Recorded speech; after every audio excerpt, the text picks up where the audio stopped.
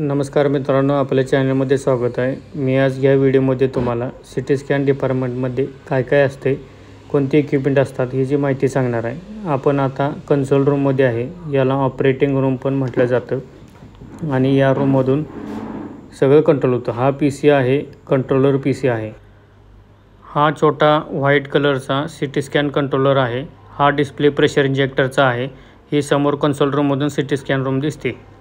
आता आपण CT scan रूममध्ये एंटर करतोय। एंटर केल्यानंतर हा सिटी स्कॅनचा पेशंट टेबल आहे। यावरती पेशंट झोपवला जातो ऑपरेट करण्यासाठी आणि ही गोल राऊंड दिसते, ह्याला गॅन्ट्री म्हणतात। यामध्ये एक्सरे ट्यूब आणि सगळे बोर्ड आणि सर्किटरी ह्या एका पार्टमध्ये आहेत।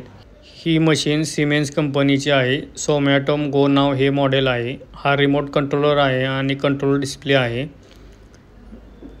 ही एक्झामिनेशन लाईट आहे कलरफुल।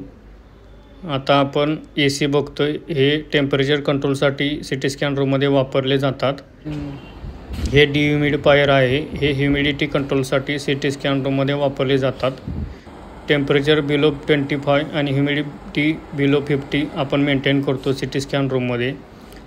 हे प्रेशर इंजेक्टर मशीन आहे। ह्या मशीनने कॉन्ट्रास्ट लिक्विड पेशंटला दिले जाते, पेशंटच्या शरीरात इन्सर्ट केले जाते प्रॉपर आणि चांगल्या स्कॅनसाठी। ह्याला लीड ॲप्रन म्हटलं जातं। हे एक्सरेपासून वाचण्यासाठी ॲप्रन यूज केलं जातं। सिटी स्कॅन रूममध्ये आपल्याला सक्शन बॉटल आणि ऑक्सिजनची सोय सगळी केलेली असते। हे इमर्जन्सी स्विच आहे, जे इमर्जन्सी आले तर कंट्रोल करण्यासाठी वापरले जातात। धन्यवाद मित्रांनो।